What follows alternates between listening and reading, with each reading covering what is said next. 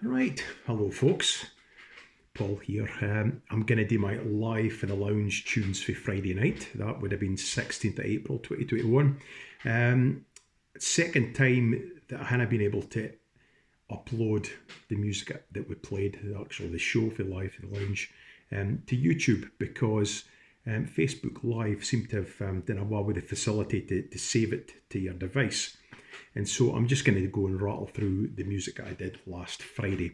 16th April was the anniversary, the 275th anniversary of the Battle of Culloden, which took place in 1746. It looms very large in Scottish history, that particular battle and the campaign. So a lot of music and song associated with it. So I'm going to do the fiddle tunes that I played. So there are about the Battle of Culloden or the Jacobites. So I'm going to start with a tune called Culloden Day. It's also known as the Inverness Gathering. Then I'm going to go into What Wouldn't Affect for Charlie, and then finish with a tune called Stinkin Belly. Now, the Hanoverian government army was commanded by the Duke of Cumberland at that time, and he had a notorious reputation after that battle for the killing of the wounded on the battlefield, the rapes and murders that took place after it. So, while down in England, the flower Sweet William was named after the Duke of Cumberland. In Scotland, it was called Stinkin Belly, and sort of tells you the contrast in opinions. So I thought I'm going to write a tune and call it Stinkin Belly after the very man.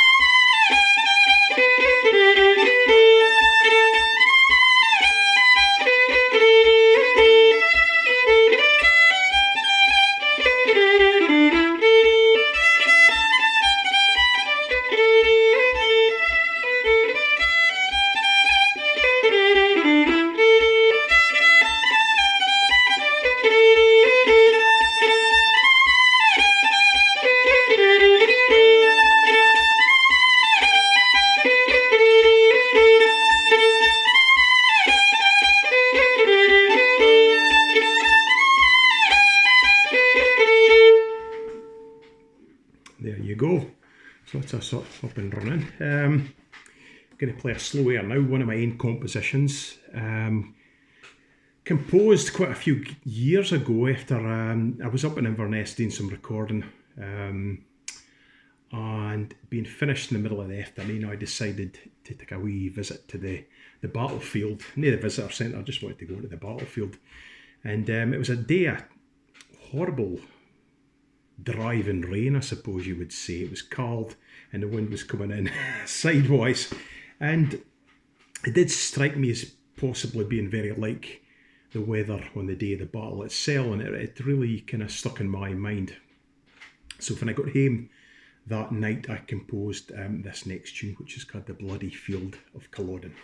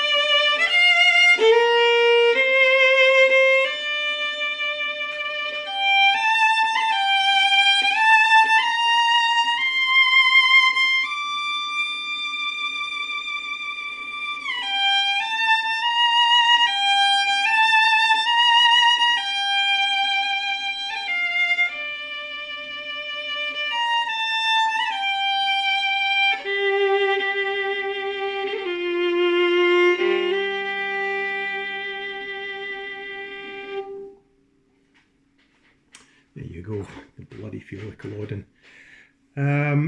After that, I moved on to a medley of tunes, starting with a march which has got two titles. It's kind of interchangeable, really. It's either the Rebel War Song or the Jacobite War Song, and you can sort of imagine them jauntily marching along to this, but it's an old tune, it's not a modern thing. And that is a tune that I found in the Captain Simon Fraser collection, Airs and Melodies Peculiar to the Highlands and Islands of Scotland, chiefly collected in the interesting period between 1715 and 1745. So there you go, quite an old piece of music.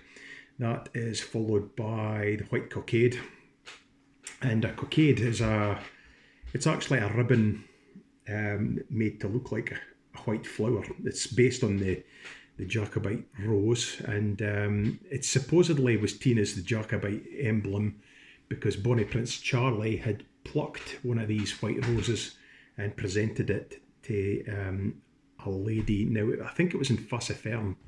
I think it was up there, and I forget the name, but it doesn't really matter. But it's based on that, and it's got to have the right amount of petals because there's different white roses, but this particular one, it might have, I think it's possibly 5, but somebody will keep me right if I'm wrong.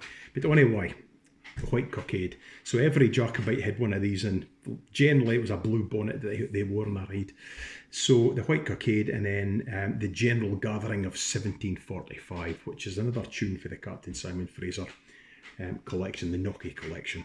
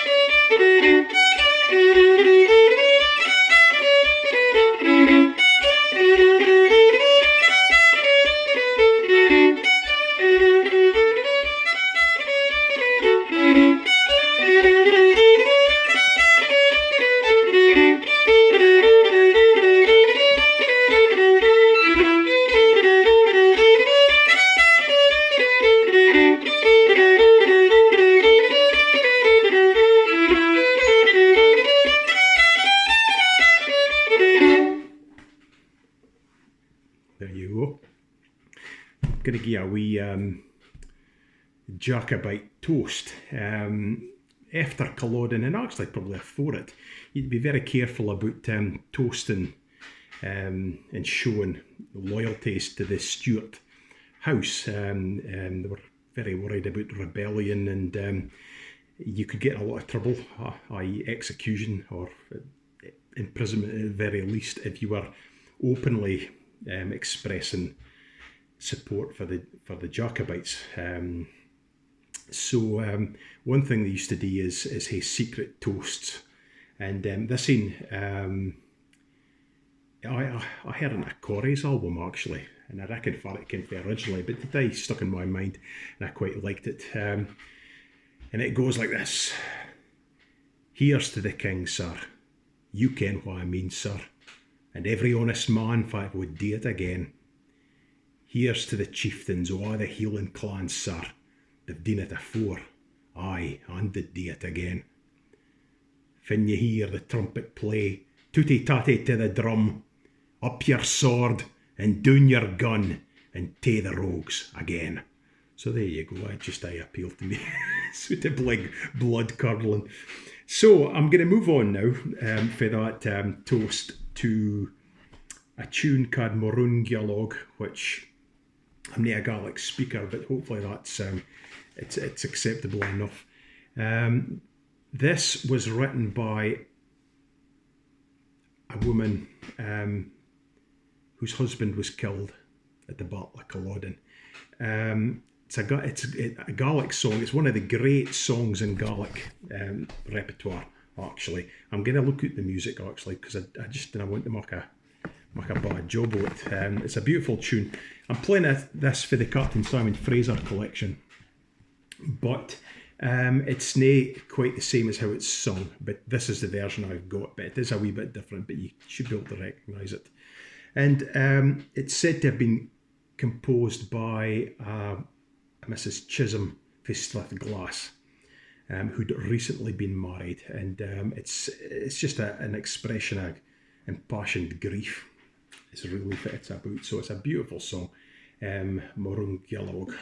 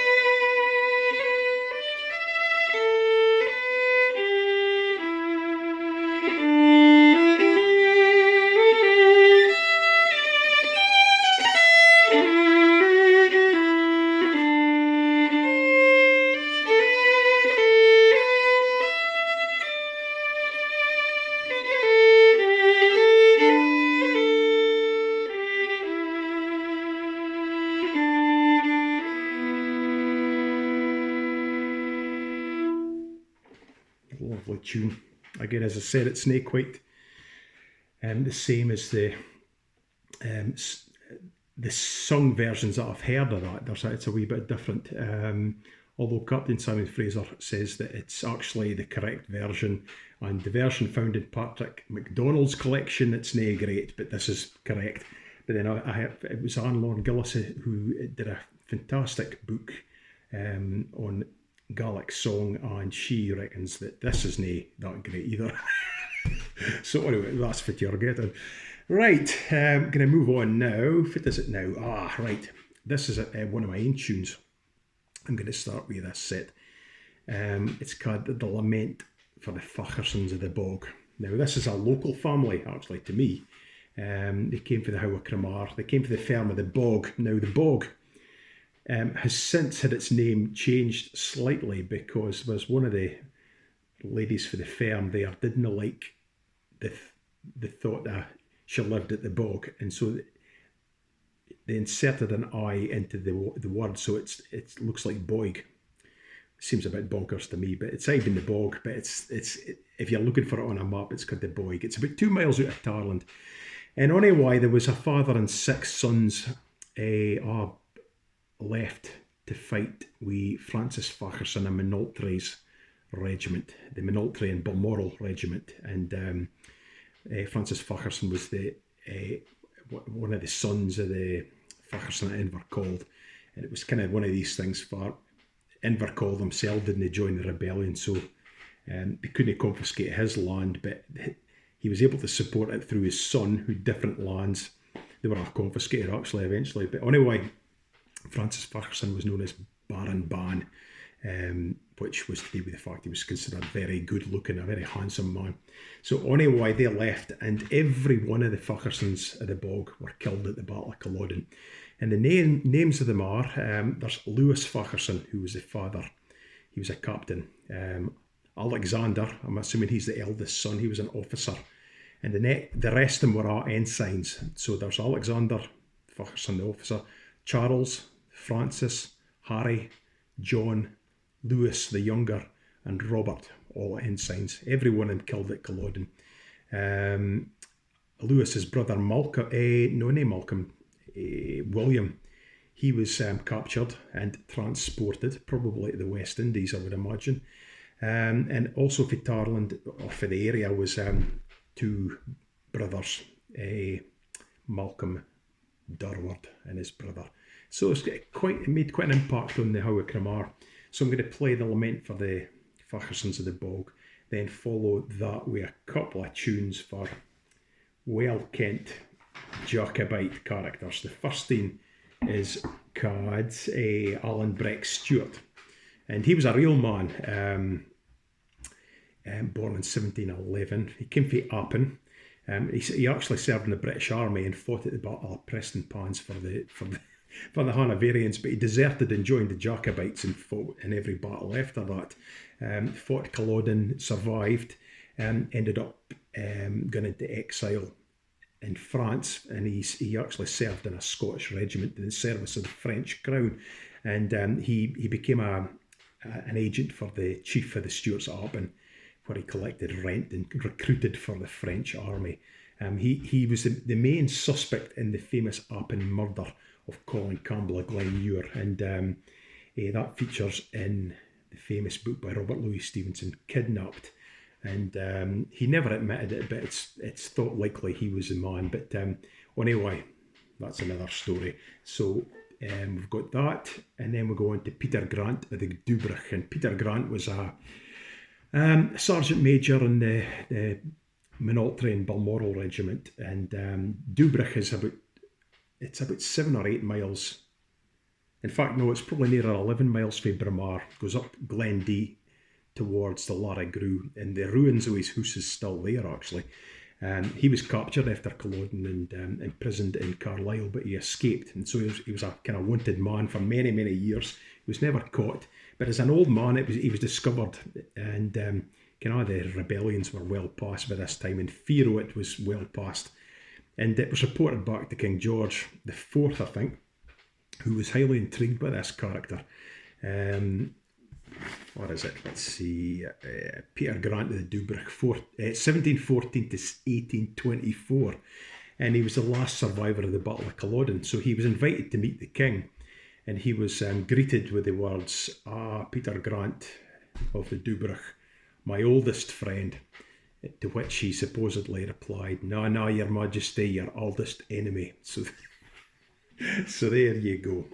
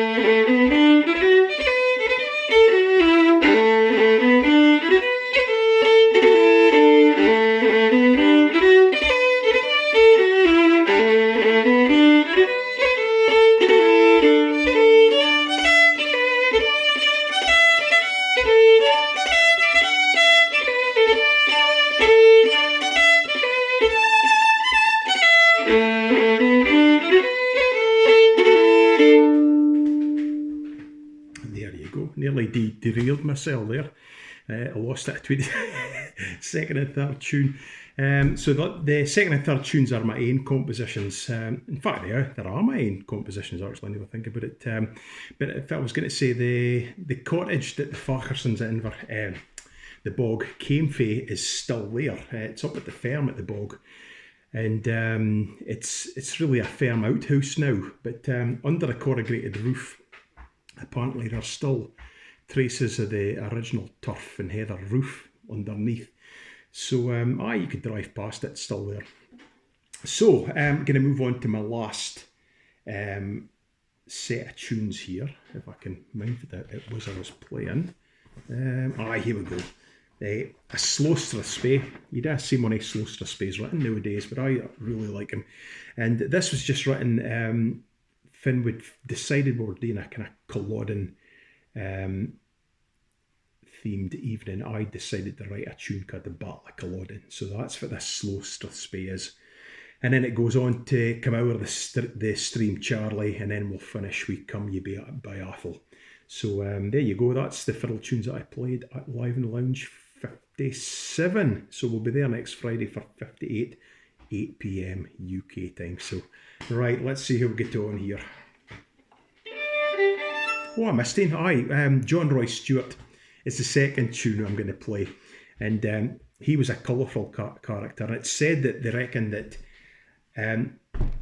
Robert Louis Stevenson's Alan Breck is actually in large part based on the character of John Roy Stewart. He was born near Aviemore, and he was the colonel of the Edinburgh Regiment during the Jacobite uprising.